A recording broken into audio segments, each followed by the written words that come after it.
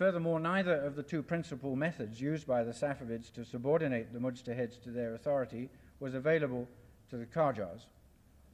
The result was that all through the 19th century and continuing until recent times, there has been an ongoing struggle for power between the Shah and the mujtahids to determine who is going to rule the state.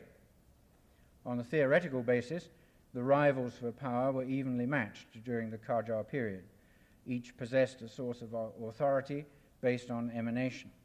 The mujtahids had regained their position as representatives of the hidden Imam upon earth, and the Shah derived his authority from the divine right of Persian kings. In practice, however, the mujtahids were able to tilt the scales in their favor by enlisting the support of popular opinion. And during the 19th century, people were gradually aroused through contact with the political and philosophical ideas of the West to protest against bureaucratic oppression and the corrupt and arbitrary nature of Qajar government. And as a result, the religious classes won a series of victories against the Shah during the 19th century, the government having no recourse against the combination of leadership by the religious classes and popular following, as Professor Nikki Keddie has noted.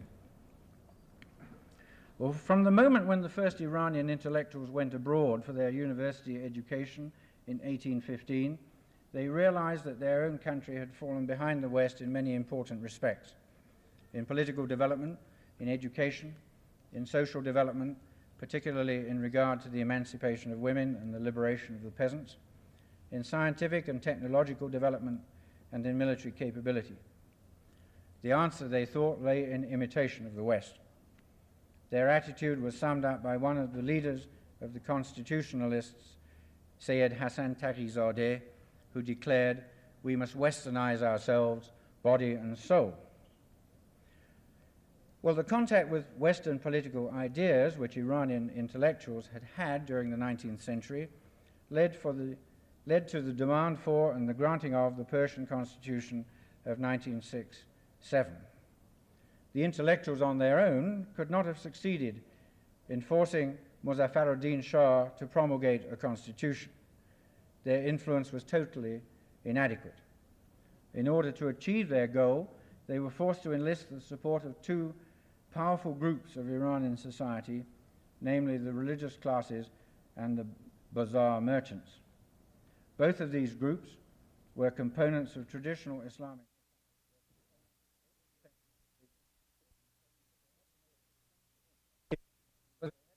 two things.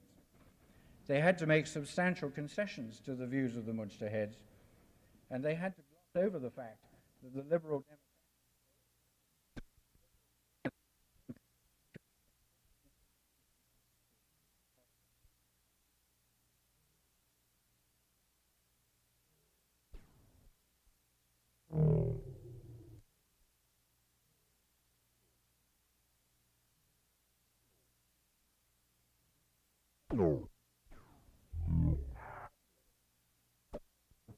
had it ever been implemented.